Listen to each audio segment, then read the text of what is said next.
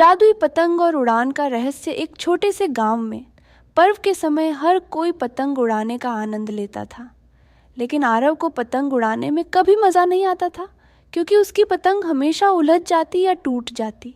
एक दिन गांव के मेले में उसने एक अजीब सी पतंग देखी।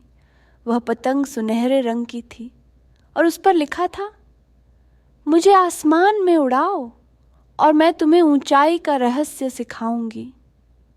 आरव ने वह पतंग खरीदी और घर लेकर आया। जैसे ही उसने पतंग को डोरी से बांधा और हवा में उड़ाया, पतंग ने अचानक से बात करना शुरू कर दिया। आरव, क्या तुम सच में ऊंचाई पर जाना चाहते हो? आरव हैरान होकर बोला, हाँ, लेकिन मेरी पतंग हमेशा उलझ जाती है।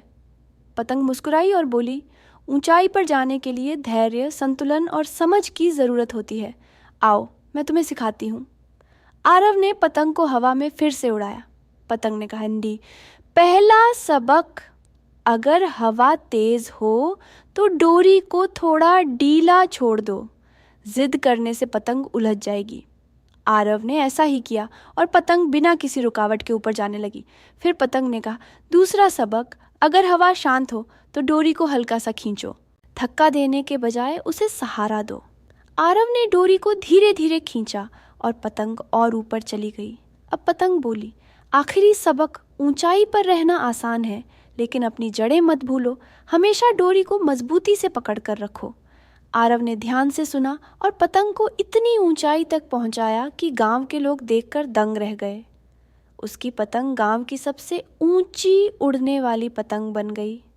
जब पतंग ज़मीन पर वापस आई तो उसने कहा, याद रखो, जीवन भी पतंग की तरह है।